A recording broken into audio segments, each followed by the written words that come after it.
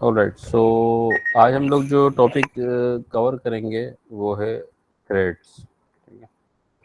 अ, बाज़-औक़ात हमें इस तरह की नीड होती है कि कोई हमारे कोड फ्लो में कोई पीस ऑफ कोड चल रहा है, लेकिन मैं प्रेफ़र करूँगा कि वो कोड पैरेलल चले, ना कि मेरे करंट कोड के साथ चले। ठीक है। So, according to definition, thread is the smallest individual unit of a program that can perform a task. So, normally हम multiple threads अपनी application में create कर सकते हैं और वो एक specific task perform कर सकते हैं। देखिए, so मोस्टली अगर फॉर एग्जांपल मैं एक मिसाल दूँ, मेरे पास एक लूप है, ठीक है, और वो 0 से लेके लेट्स से 1 टू 10 चलता है। देन यहाँ पे मैंने लिखा है loop 1 and then I can say loop 2. So mostly अगर मैं इस piece of code पे गौर करूँ तो सबसे पहले मेरा पहला लूप एग्जीक्यूट हुआ है, उसके बाद मेरे पास दूसरा लूप एग्जीक्यूशन करी, ठीक है, क्योंकि कोड लाइन बाय लाइन चल रहा है।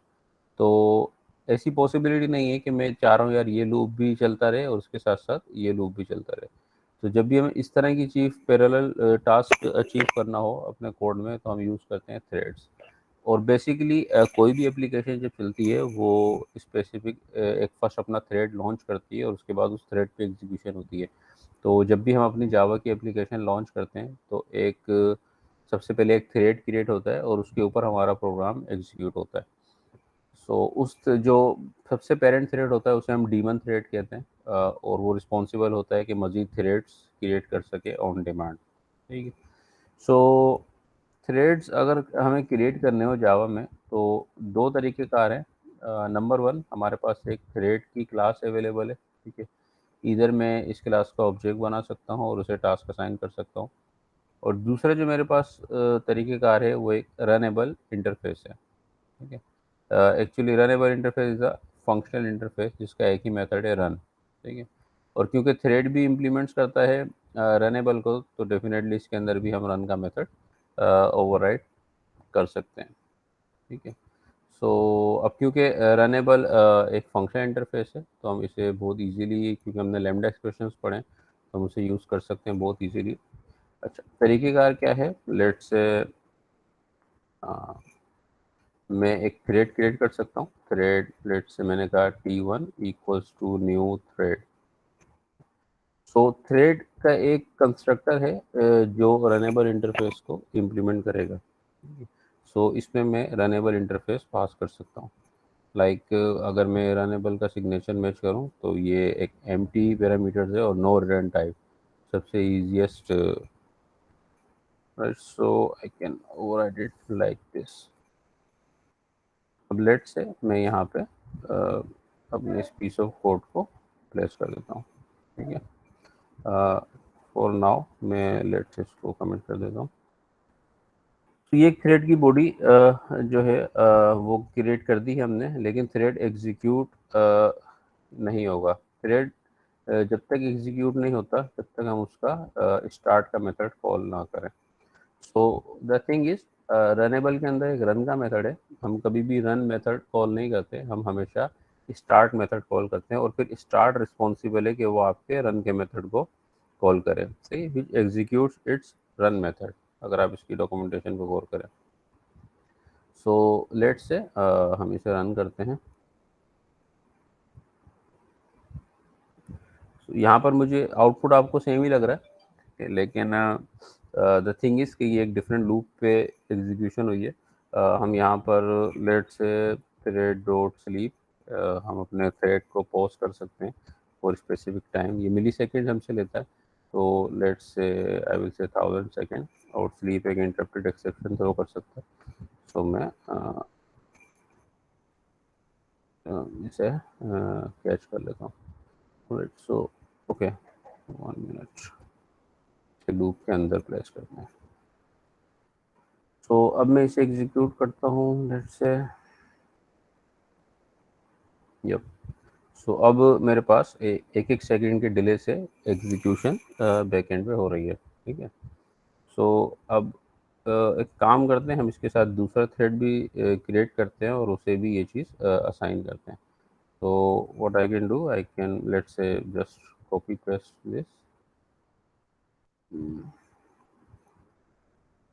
Let's say this is T2 और इसमें मैं लूप 2 कर देता हूँ और लेट्स से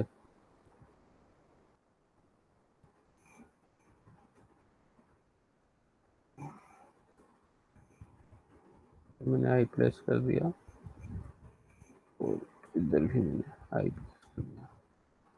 तो आई can say T1 dot start then T2 dot start.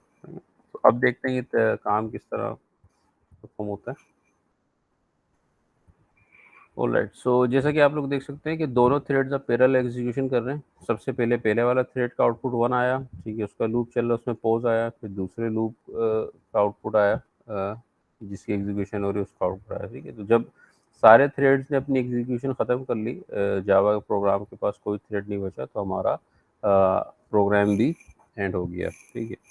सो इस तरह से आप लोग मल्टी थ्रेडिंग अचीव कर सकते हैं। बाज़ औक़ात अगर हम अपनी एप्लीकेशन में काम कर रहे होते हैं, लेट्स से मैं एक एप्लीकेशन बना रहा हूँ जिसमें मुझे कस्टमर ने फॉरगॉट पासवर्ड के लिए लेट्स से मुझे हिट किया है और मैंने उसका पासवर्ड रीजनरेट कर दिया, लेकिन मुझे उसको ईमेल भी करनी है, ठीक है। सो ईमेल वाला टास्क जो है वो लेट्स से 3 से 4 सेकंड या 5 सेकंड ले सकता है, क्योंकि ईमेल सेंड होने में टाइम लगता है। तो मैं क्या कर सकता हूँ, मैं वो अपना ये वाला टास्क एक इंडिविजुअल थ्रेड पर डाल सकता हूँ, तो उससे मेरी करंट एग्जीक्यूशन कभी भी नहीं रुकेगी। वो डायरेक्टली कस्टमर को रिस्पॉन्स भी चला जाएगा और बैकएंड में 3 या 4 सेकंड बाद उसको ईमेल भी चला जाएगा। तो हम इस तरह से ये अचीव कर रहे होते हैं। अच्छा, प्लस ये अगर मैं बात करूँ कि हम अपनी लाइव एप्लीकेशन में क्यूज़ वगैरह कनेक्ट कर रहे होते हैं, तो बैकएंड पे मल्टीपल थ्रेड्स हमारे पास जो हैं वो स्टार्ट होते हैं और वो कंज्यूमर के तौर पे मैसेज कंज्यूम कर रहे होते हैं। तो parallel processing without thread is not possible. अच्छा, यहाँ पे जो आपको बात ज़हन में रखनी है वो ये कि मेक श्योर कि अगर आपका थ्रेड कोई काम नहीं कर रहा तो उसको स्लीप कराना ज़रूरी है, सही है। तो इसकी एग्जांपल कुछ इस तरीके से, लेट्स से आपकी मशीन में 4 कोर्स हैं, ठीक है, 4 कोर्स का प्रोसेसर है। इट्स मीन के आपकी जो मशीन है वो एट अ टाइम सिर्फ 4 थ्रेड एग्जीक्यूट कर सकती है। सो अगर आपके पास काम है 8, 10, 20 थ्रेड का, तो अगर आपका करंट थ्रेड जो है वो स्लीप नहीं करेगा तो दूसरे थ्रेड की बारी नहीं आएगी कभी भी, और फिर उसमें एक पॉज और क्रिएट हो जाएगा। तो थ्रेड्स को बहुत सेफली हमें यूज़ करना पड़ता है, जो कि प्रोसेसर की अच्छी से आगे यूटिलाइजेशन कर सकते हैं, ठीक है। So,